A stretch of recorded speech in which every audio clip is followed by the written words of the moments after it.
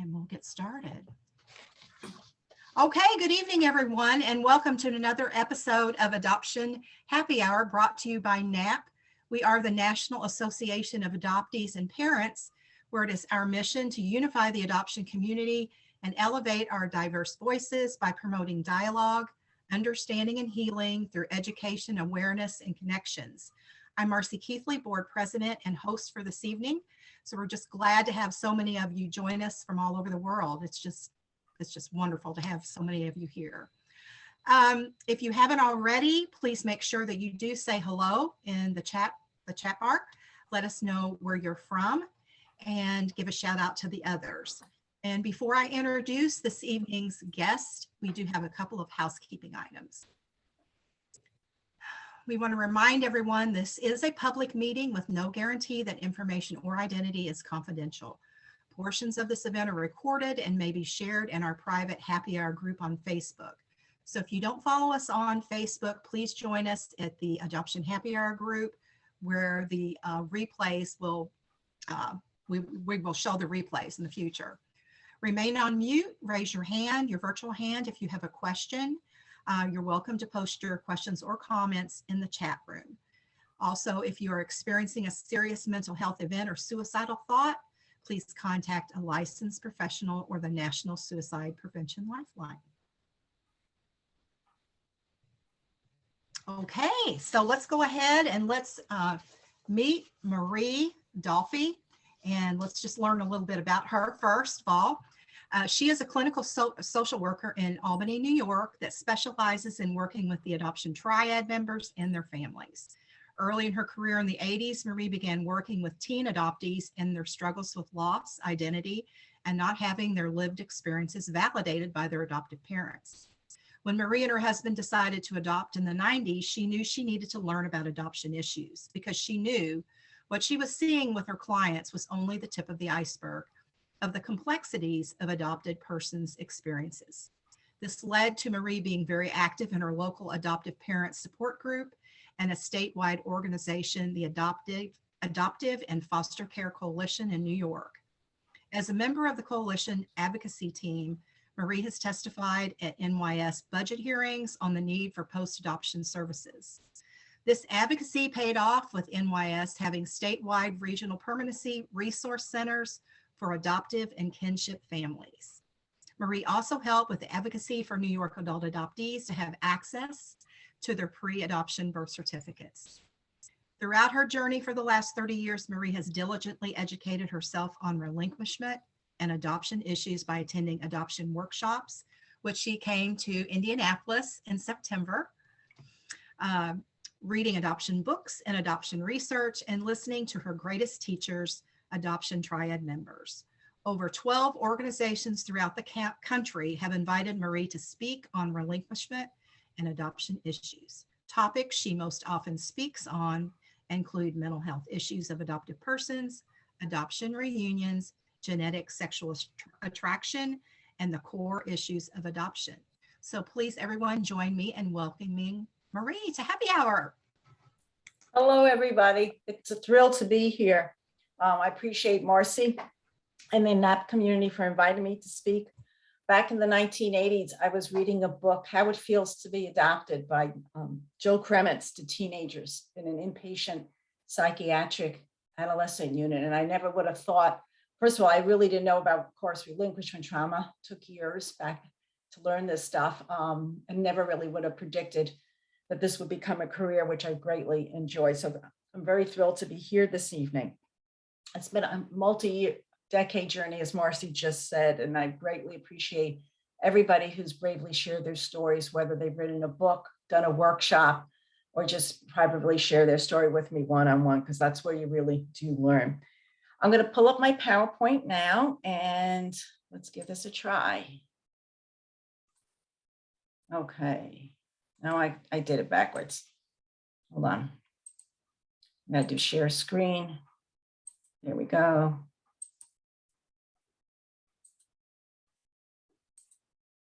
Okay, everybody can see the screen now? Right, we're good? Okay. I have about a 40-minute PowerPoint presentation. So I apologize that if you would have liked me to talk on this topic for an hour or more, but I really wanted to leave time for discussion. So I'm going to have some stories of, here I go, I'm just screen hiding the Zooms. If you wanted more stories, but I really like to do presentations where people get a lot of information and get ideas about how they can live their best lives. So I'm going to do a lot of technical information. If you need me to clarify something, then just jot yourself a note and we will start off the discussion with answering people's questions. Any stories that I have that I'm going to share with you this evening, please note that I'm changing all identifying information and I only tell those stories in generalities. At the end of the program, I'll give you a list of where you can find the research that I'm going to share with you today.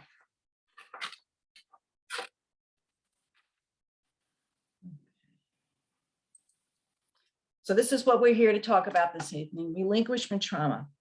There's no universal definition of relinquishment trauma. This is the one I use, a psychological wound that happens to an infant that's been separated from their mother. Some people call it primal wound, which Nancy Vernier coined many years ago, and she even wrote a book by that name. Other people refer to it as adoption trauma. I believe it's one type of adoption trauma. Some individuals believe calling the impact of mother-child separation as trauma is not accurate and an overreach, including people in the adoption community and say, Marie, you're going too far calling this a trauma. But I believe a trauma paradigm is accurate because the severity of the trauma symptoms separated children have persist as the child grows up because their brains and body have changed significantly because of the trauma. And I'll describe the trauma symptoms in a number of slides. We have no research on how to successfully treat relinquishment trauma since it's under the radar of most researchers and clinicians. So my presentation this evening is going to take information on research from other childhood traumas and apply it to how to help the adopted person. Newborns are born with a biochemistry that matches their mother. So if their first mother had PTSD, post-traumatic stress disorder, from the crisis pregnancy, the stress of the pending adoption, and how she was treated, and we know many of the first moms were treated horrifically, the babies are thus born with a predisposition for post-traumatic stress disorder, depression, and anxiety. So babies with a predisposition for these mental health issues then have the experience of the trauma of their mother missing. And so this is how the psychological wound happens, because we know babies in the womb have learned the sound of their mother's voice. If you've been in a room with a newborn and their mom's on the other side of the room and she starts talking, we know the babies will turn their head towards their mom. There's research that has shown that if someone talks to the baby in a dialect that's not their mom's, they cry. And when they talk to the baby in their mother's dialect, they stop crying. Think of all the adjustment of international adoptions or different ethnic placements and the adjustments of those babies. Babies in the womb often know the mother's taste preferences for food and the olfactory signature of their mother.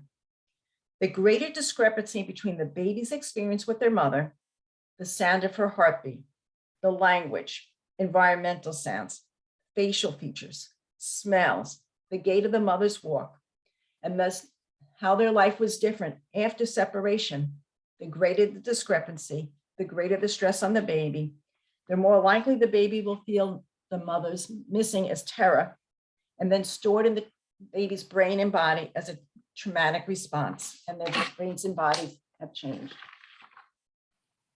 We have two types of memory: explicit memory, those are memories we can easily recall, and implicit memories. Implicit memories are stored in the unconscious part of the brain as fragmented sensory and emotional fragments, as images, sounds, and physical sensations. For the adopted person, their early trauma is remembered in their brain and body, even when they have no clear memories of that time. After the mother-child separation happens, what happens next affects the severity of the child's trauma symptoms. If the baby goes to the adoptive family immediately and has an adoptive parent who's attuned, the trauma can begin to heal. I did not say take away the trauma. I said they can help them heal. Tragically, for decades, and even today, that's not what happens. There's traditional foster care after neglect and abuse, where the children have multiple caregivers over multiple years. And for decades, newborn babies waiting to be placed for adoption spent extensive time in the adoption agency's infant homes. And they weren't placed for 3 months, 6 months, and 9 months to a year sometimes. If you go to the internet and Google the name of the maternity home in Albany, New York, where I'm from, you will see a newspaper article online that talks about how the Brady Hospital, an infant home that was run by the Sisters of Charity, tells about how the neighbors would complain of the babies crying of all hours of the day and night. We also know babies have been exposed to terrible conditions in orphanage when there were not enough caretakers to the number of babies, and again, a rotation of the babies. The stories from adoptive parents of their babies that were placed after 3 months. So these are not newborn stories. These are babies who were placed 3 months, 6 months, or older. Share the trauma symptoms that they saw in their children. The parents shared their child banged their head on a hard object, sometimes the side of the crib, sometimes the floor. One mother said her child held their breath until they passed down. Other parents have shared, my baby scratched themselves till they bled. A mom whose child came from Central America shared her infant stared into space for 3 weeks and didn't want to be held. And then there's the story of the mom that the mom told me when her child came from South Korea. Now, this was an experienced mom, had a number of children. She knew how to soothe a baby, rock them, feed them, change their diaper. She knew how to calm a baby. Well, when her child came about 7 months old, the baby was hysterical within a couple of days, really hysterical, crying, gasping for air, shaking. She did all the typical things that moms do with babies, and nothing she did soothe the baby. Instinctively, she put on the papoose that the foster mom in South Korea had, put the baby in, and the baby went from hysterical crying, shaking, gasping for air, to whimpering, to being soothed. We have no research on why some adopted persons with infant placement have relinquishment trauma and others don't. My experience, the more adverse childhood experiences, even a few months in foster care or time in a hospital NICU, puts the adoptee at significant risk for mental health issues. I don't know how many of you have heard Hebe's rule. Donald T. proposed neurons that fire together, wire together. This means when cells persistently activate another nearby cell, the connection between those two cells becomes stronger. So if you repeat actions like lifestyles, brushing your teeth every day with the same dominant hand, or have repetitive thoughts, the more you do an action, the more you have that thought, the more seamlessly it happens the next time. Thus, I like to hypothesize that infants' emotional responses based upon children's trauma symptoms. Notice I used the phrase emotional responses rather than thoughts, because we know infants don't have language. So we know the baby's aware that their mother's absent. And based upon what people have told me that they've seen in the child, I shouldn't say child, their newborn, they see hyper-awareness for protection. What did I do to cause my mother's disappearance? Why cry? No one will come. If I'm perfect, I won't be abandoned. If I hurt myself, the pain will go away. When trauma happens, individuals get emotionally stuck at the age of the trauma. For the adopted person, this can mean they become emotionally stuck as a traumatized small child with egocentric thinking, meaning they take the relinquishment and the multiple caregiver abandonment personally. Even as adults, adoptees will emotionally believe they caused their relinquishment, even though intellectually they know it was the decision made by the adults and had nothing to do with the baby. The research on trauma has consistently shown how individuals respond to a trauma victim. Were they validated, supported, comforted, or were their experiences minimized and they were shamed, is directly linked to the severity and the number of trauma symptoms an individual develops. Notice I didn't say being validated and comforted takes away the losses or makes the trauma go away, but being comforted, validated, and support helps the healing process. Just like when we lose a loved one tragically, say in a car accident or a person's raped, how they're comforted and validated helps them to heal. The adoptive parent's task is to help their child be less traumatized. This is a short list. This topic could be a workshop itself. So things that adoptive parents can do that are healing. Tell their child they're adopted at infancy, because children should always know they join their family by adoption. They have a first family, and birth family is not a secret. Sharing all information on birth family. Age appropriately telling the children their story. Any information the adoptive parents have, the child should know by the end of middle school, and they should have a copy of their records. Parents are in tune with the child's personality, temperament, and interests. The parent should be rejoicing in their child's personality and interests. And parents initiate conversations about how complex and painful being adopted is. Conversations on birth parents, adoption losses are safe to talk about. They should be saying things like, I know you can love me and still miss your first family.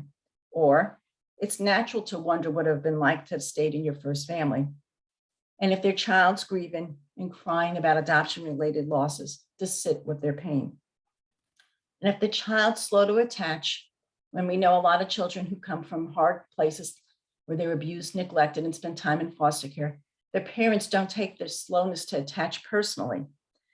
But they understand that they need to be a healing parent. They may need to go to attachment-focused counseling, and they're patient with their child. But tragically, too often that's not what happens. The adoptive parents' actions actually increase the likelihood of their child being further traumatized. They believe adoption is a win-win and only positive. They believe babies are blank slates. And in the nature-nurture debate, with nurture being the atmosphere for the adoptive family, they think that's important and that you can ignore what happened first. They also sometimes believe the adoptive parents, which makes things worse, is the children should be grateful that they were adopted and not in their birth family. So some harmful things: delay telling the child they're adopted. When children learn over the age of 6 that they join their family by adoption, they're more likely to feel betrayed by their adoptive parents that they were not told sooner. Raising the child as if they were born into the family. Birth family and adoption are not talked about. Children will notice if their parents are uncomfortable talking about adoption. They've already lost one family, and many won't risk bringing up the topic for fear of losing the adoptive family too. Expecting children to pretend there's no first family or adoption, in my opinion, psychological abuse. It's not being disloyal or ungrateful to want to talk about your experience in your first family. The parents treat the child if something's wrong with them, if the child's personality doesn't fit into the family. Children will feel damaged. They'll feel something's wrong with them, that their parents not embracing their interests. The adoptive parents have been known to say things like, what planet are you from, kid? What's wrong with you? And other really harmful things to the children. Also, sometimes the adoptive parents believe their relationship with the child is less than a child born into the family, and then withholds love and attachment. And then, because the adoptive parents believe their relationship is weak, they stay in an emotional distance, and it hurts the child's identity and self-worth. These things are psychologically abusive to the child. And we know from the research, the more adverse childhood experiences, the greater the likelihood the child will have medical and mental health struggles. Relinquishment trauma is a form of developmental trauma disorder. And to give you a little history on developmental trauma disorder, trauma researchers who were working with children noticed that children's trauma symptoms often do not meet the diagnostic criteria for post-traumatic stress disorder, PTSD. So the children were getting described with other mental health diagnoses, usually ones that describe acting out behaviors. So they then began to think of a new way to diagnostically describe what was going on with the children that they knew experienced trauma. They knew the children's mind and body changed from what they went through. So developmental trauma says the child had been exposed to trauma either by witnessing it or experiencing interpersonal violence or disruptive protective caregiving. Now, I try to keep track of the literature on developmental trauma disorder, and I have yet to find anything that says disruption of protective caregiving can include the separation between child and first parents, relinquishment. But we know from the symptoms of the children that children qualify for developmental trauma disorder, tragically all too much.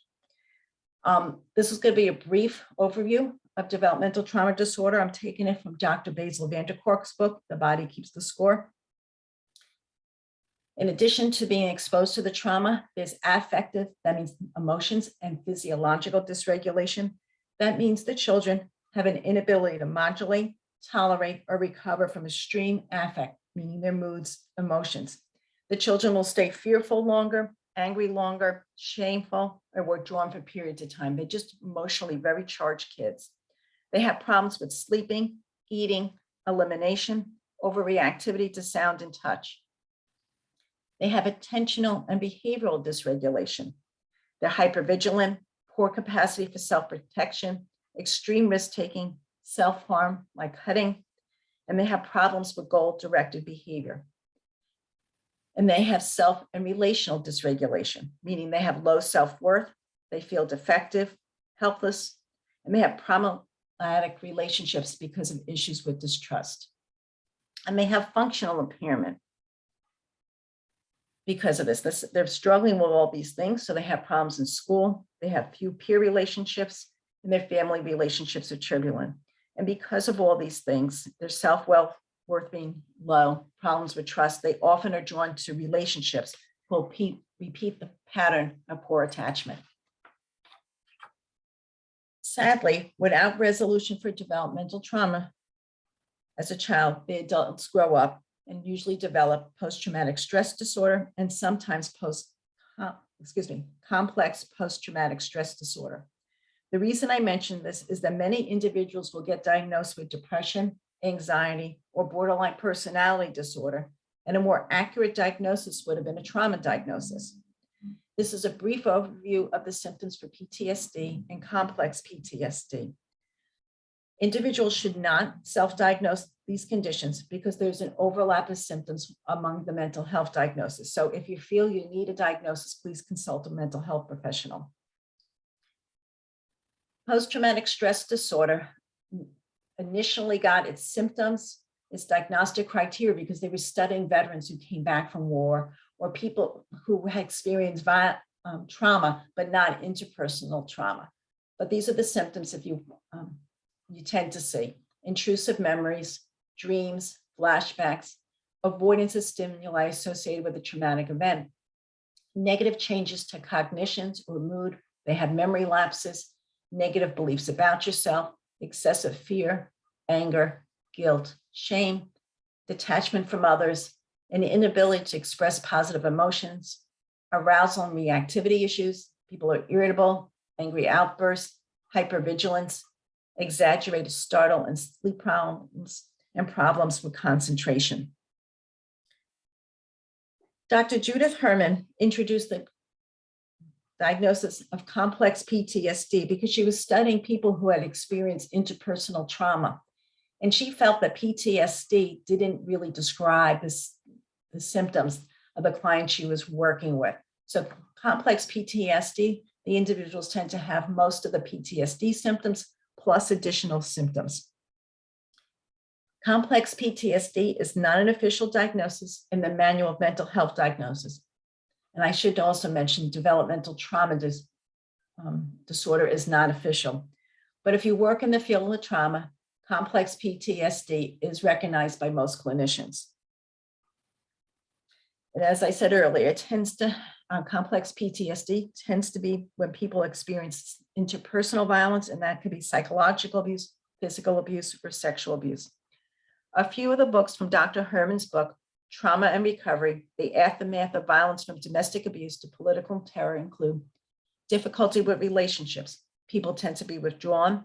They have persistent distrust, repeated failures in self-protection, self-harm, cutting, suicidality, alterations of self-perception. They blame themselves for the trauma, helplessness, feeling totally different from everybody else, persistent distrust, ruminative preoccupation, excessive and intrusive thoughts about negative experiences and feelings, dissociation.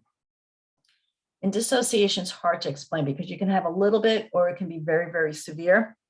But it's the simplest definition is feeling disconnected from your surroundings when emotionally checking out, and preoccupation with the perpetrator. For the adopted person, the preoccupation can be with the birth family, and especially the birth mother. I should mention, if you want to read Dr. Herman's book, it's a good book, but please keep in mind, it came out in 1992. It's 30 years old. So the description of the symptoms is really good, but the discussion on ways to heal could probably be updated because it's been 30 years. I'm just going to take a sip of water. The reason I spend so much time talking about developmental trauma disorder, post-traumatic stress disorder, and complex PTSD is that if you're interested in therapy, you need a therapist who understands complex PTSD.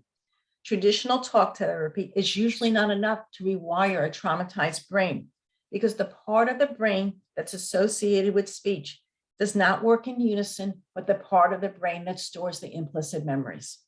So if you haven't gotten the results you wanted in therapy, it may be the type of therapy, not you. The therapy and healing approach needs to match the diagnosis. I want to share about Dr. Paul Sutherland's awesome lecture, Adoption Addiction, Remembered Not Recalled. You can find it on YouTube. My blog post even has a link to it because I think it's really terrific. So Paul Sutherland articulates how relinquishment trauma changes the brain of the adopted person, and that the hypervigilance, high adrenaline risk-taking, and addiction are the adopted person's way of dealing with a traumatized brain. He also shares because the trauma happened in infancy, there's no pre-trauma personality. In other words, if you were a soldier, you went off to war, you were ground zero on 9/11, you knew what you were like before the trauma, and you know how you've been changed by the trauma. But infants experience the trauma from the earliest days. So he talks about the adopted person's hypervigilance, risk-taking, or the adoptee's personalities.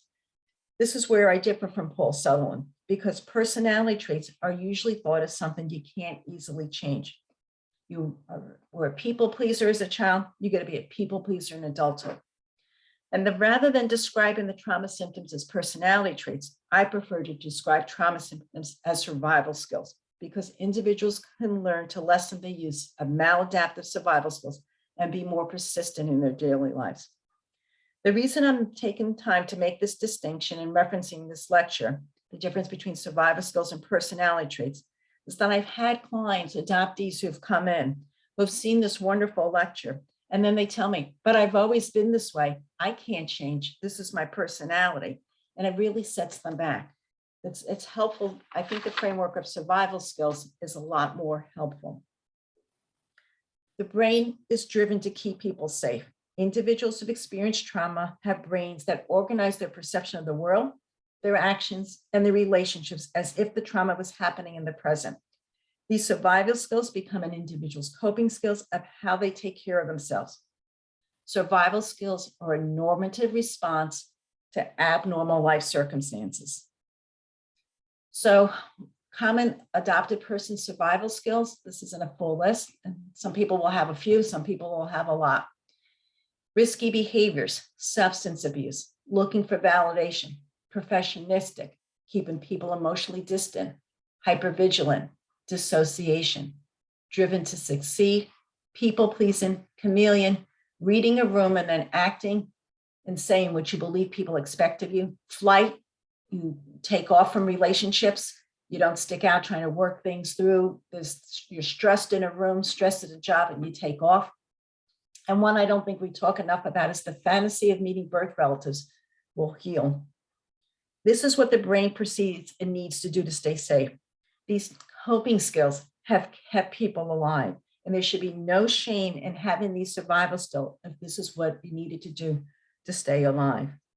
I work with individuals to help identify their trauma survival skills. And then in the present, they can begin to look at what's triggering them.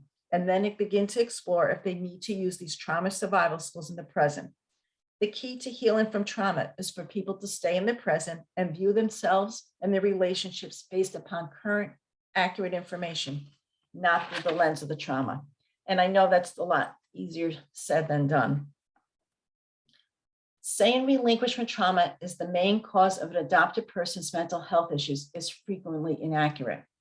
The other big T traumas and little t traumas, need to be taken into consideration for the cumulative effect on an adoptive person. And when we refer to as the little t traumas, those are things that happen in our relationships. People don't validate you. They say you're overreacting. It's your fault. All these horrible things that are mean because the person doesn't want to validate you.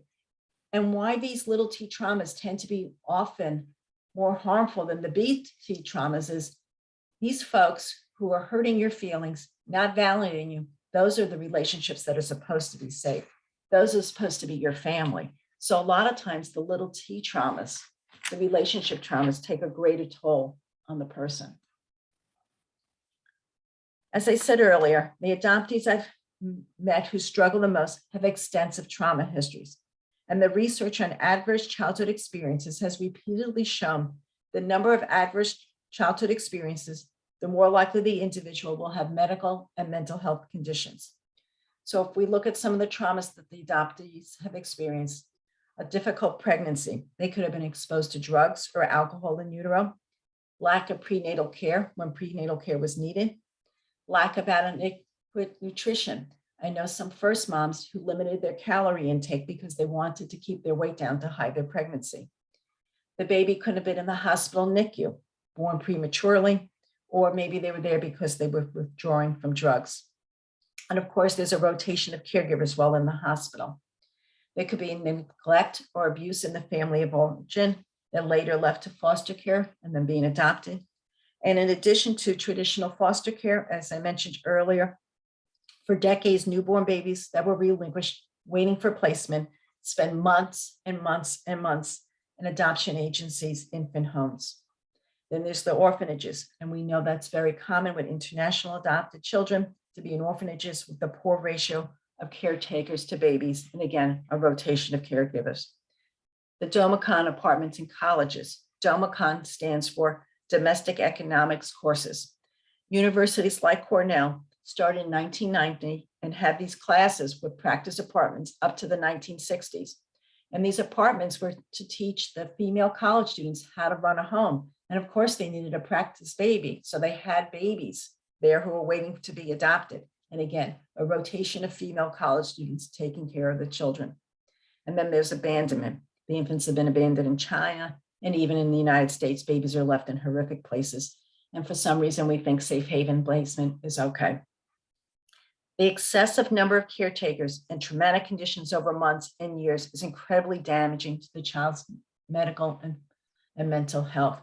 And then there's the traumas as the child grows up in the adoptive family. There's the bullying, the microaggressions. This could be within the community or within the adoptive family. The adoptive parents can have issues. They raise the child as if they're born into the family. And it's traumatic to not have your reality acknowledged by your parents for decades. The adoptive parents can have mental health issues, alcoholism, substance abuse, depression, rage. The parent is psychologically abusive. Sometimes the child is witnessing physical or sexual abuse or experience them themselves within the adoptive family. Sometimes the adoptive parents have attachment issues. And of course, that's going to increase the likelihood that the child's going to grow up with attachment problems. We know home studies cannot screen out all the parents who should never become parents. And then the trauma of late discovery adoptee. That's when an individual finds out that they were adopted in their late teens or adulthood.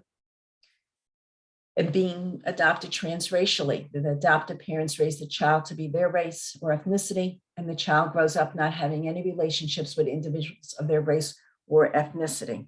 And we know being transracially adopted is a significant risk factor for mental health issues because the adoptive parents ignore the importance of racial identity and community.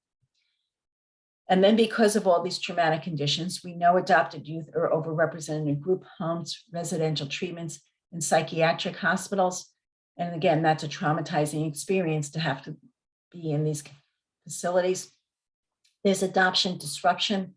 That's a child in foster care who goes to a prospective adoptive family. And after being there for a while, the prospective adoptive parents say, no, this isn't going to work. Take the kid back to foster care, another foster placement, and adoption dissolution. The adoption is finalized. And then the adoptive parents say, Nope, can't stay here. Take the child back to foster care. If you talk to people who work with children who are adopted out of the foster care, they'll tell you about 10 to 15% of all adoptions from foster care end up in adoption dissolution. The research says it's about 5 to 8%, but the people who are in the field know it's much higher. And then there's the trauma of unexpected DNA test results. Sometimes people are in a reunion, do a DNA test and learn their relative is not, the person they thought was their relative is not their relative. And sometimes you're doing a DNA test to find out the results say, oh, the person who I thought was my aunt, they're my birth mother. Or it's the someone who I did my DNA test and the person who's in the family social circle is a birth relative. If we sit with the pain of the adopted person, we know many are lucky to be alive. And we know that many adoptees have died from addiction, suicide, or other traumatic cause. Now, I always make sure I talk about how to overcome trauma and ways to heal. That's not enough to just leave you with all that sadness and difficult information. In the fall, I took a training with Dr. Basil van der Kolk, an international leader in the field of trauma. And he shared these treatment approaches to trauma recovery. And I think it's very applicable to the community that we're speaking to today. He also said that because the trauma is pervasive and happened multiple times, that people are not going to be able to just do one thing and heal for the trauma, that they're probably going to need to do a number of things to find relief from the trauma symptoms. The first thing he listed was having a community support. The trauma is worse when the person's isolated and their experience is not validated. And we know how profoundly healing the adoption community can be. Telling your reality, owning experience, talking about what happened takes away the power of the secrets. And there are many ways to tell your story. I know some people have to start out by just writing it down. It's too hard to say out loud. But people can be public by writing a book, a blog post, sharing it with a trusted friend, sharing at a conference, whether you lead the workshop or just raise your hand, or sharing at NAAP's happy hour, or maybe finding a therapist, counselor who can help you out, a support group who can help you out. Affect regulation, learning the ability to not emotionally overreact and bounce back quicker when triggered. There are many ways to rewire a brain for calmness. You could do Tai Chi, yoga, meditation, exercise. These things help people to feel safe within their own body. Sensory integration, learning how to correctly interpret the present without being hijacked by the past. Rewiring neural connections. Because the trauma memories are stored in the unconscious part of the brain, it's difficult to decrease the trauma symptoms just by talking about the traumatic event. Because as I said earlier, the unconscious part of the brain is not connected to the speech part of the brain. So talking about it alone may not be enough. And trauma therapies work to help people adaptively process the trauma. And I got a slide coming up on trauma therapies. Most trauma therapies do not focus on a person remembering every aspect of the traumatizing event. In fact, having trauma survivors tell the details of their trauma may make them feel worse because you're reinforcing the memory, and many can re-traumatize themselves by going into too much detail. And co-regulation with others, being calm and emotionally sync with the other person. And think of a crying baby. What do we do when they're crying? We hold them, we use our voice, our body, and we calm them. Shh, it's okay, and we rock them. And that didn't happen to a lot of the adoptees as babies. So they need opportunities for co-regulation, being comforted and validated, people using the right tone of voice, the right touch, the right eyesight to help people. That being that sensitive is very healing. I want to tell you about 3 trauma books that I think are very helpful. Dr. Basil van der Kolk's book, The Body Keeps the Score, The Brain, Mind, and Body in the Healing of Trauma. It's been on the New York Times bestseller list for over 90 weeks for very good reason.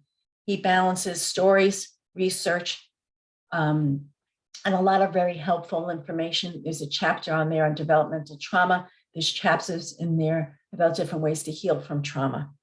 I love Janina Fisher's book, Transforming the Living Legacy of Trauma, a workbook for survivors and therapists. Dr. Fisher talks about the survival skills. So if you want to learn more about survival skills, I suggest you get this workbook. Those two books, unfortunately, do not have examples of adoptee trauma or birth parent trauma. But fortunately, Dr. Julie Lopez, an adopted person herself, wrote the book, Live Empowered, Rewire Your Brain's Implicit Memory. So there's some examples of adoptee stories in there. And her book also talks about different types of trauma therapies. Now, this is not a full list of evidence-based trauma therapies. I felt best to list the ones that I'm most knowledgeable in or certified in, and I am certified in the first one, eye movement desensitization reprocessing therapy, often referred to as EMDR. And EMDR is a multi-phase approach to helping people heal from stressful or traumatic memories, and it uses bilateral stimulation to reprocess the trauma. It got its name because they originally thought it was the person's eyes going back and forth, that helped activate the memory in the unconscious part of the brain, and then led to opportunities to reprocess it. We now know that other types of bilateral stimulation will help activate the memory in the unconscious part of the brain. People can tap on themselves, they can hold things that buzz back and forth, and I could talk more about it in the discussion if people want me to. There are different types of protocols within EMDR for the different types of trauma. And they do have a protocol for pre-verbal trauma that's been helpful for some adopted persons with relinquishment trauma. There's neurofeedback, and I got a picture of it up in the top right-hand corner. And neurofeedback is a type of biofeedback that teaches self-regulation of brain function. It quiets parts of the brain or strengthens other neural pathways. I refer a lot of children, parents call me up and say, will you work with my child? They're a bundle of nerves. They can't sit still. They can't focus. They're really struggling. And a lot of times these kids were abused, neglected, spent years in orphanages, and I refer them to neurofeedback. But adults who are a bundle of nerves and have trouble would also benefit from neurofeedback. And what you do is once they do a brain map and they know what part of your brain they need to work with, they'll do different techniques. The therapists I refer people to, as people watch a movie, and when they're working on the part of the brain that needs to be strengthened, the movie's in focus. And when they're not, the movie goes out of focus. They also sometimes do have a computer screen with a red rocket, green rocket, and a blue rocket, and the therapist will say, make the green rocket go up, make the blue rocket go down. And it really works wonderfully for strengthening parts of the brain and quieting other parts of the brain. The emotional freedom technique is an energy psychology that I've been trained in, and I'm happy to talk about in the discussion in more detail. It works by talking about emotionally charging events and tapping on acupressure points at the same time. And you can see in the chart there on the bottom right, the different acupressure points. And by doing so, by talking about stressful events, you reduce the cortisol and improve the body's energy flow to make the issue less triggering. So you would do something like, you do a setup statement first, and you would do the karate chop point 3 times. And you do, even though I feel this about this not staying in my first leg, I accept this as part of my life journey. And you do that 3 times, and then you tap on the other points, saying the feeling, and it actually reduces the cortisol as you talk about this. Dean uses didactic developmental psychotherapy, is an attachment-focused trauma therapy. And he uses pace, playfulness, acceptance, curiosity, and empathy. I think it's really helpful because, one, we're working with building the bonds of attachment with people. I recommend it for a lot of adoptive parents who are trying to help their child with their early trauma. Sometimes I talk to birth parents who are trying to learn how to talk to their child, their adopted child, who is very traumatized by their experience, and using playfulness, acceptance, and empathy helps to build the bonds of attachment. And as I said earlier, there's a much longer list of evidence-based trauma therapies, but those are the ones I'm most familiar with and can answer questions about. I want to mention my blog post on relinquishment trauma for 2 reasons. One, if you want to find the research for today's talk, you can go there. Most of the research is listed. And also, some adopted persons have found it helpful to forward the blog post to a therapist to help them understand what they're talking about. And some have even forwarded it to their adoptive parent. I want to thank you for listening in, and NAAP for having me speak today. They're a wonderful organization that relies on donations, and they offer programs like this free to everybody because they so much want to help out our community. If you want to stay in touch, there's a few ways to do so. You can go to the footer of my webpage and sign up for emails. I only send out a few emails a year. You can go to my Facebook page for my work. That's the page that has my website, and click to follow. Please don't ask to be my friend. I try to separate my friendships from my professional life for a number of reasons. So just ask to follow that page. I also post trainings and other resources on my work LinkedIn page and the Instagram post. We're going to stop for questions in a second. I'm going to get rid of my PowerPoint. I'd like to start off with answering questions about the material. Ask me to clarify something. I know I went over a lot of technical terms. And then after we answer the questions on the technical information, we'll open it up to more personal stories. Please don't ask me to give anyone specific advice because I haven't done an assessment. I don't know your history. It wouldn't be appropriate for me to give you advice in front of everybody. So please don't ask for advice. And thank you for listening, and look forward to hearing your questions and other things. Okay. Great. Thank you so much, Marie.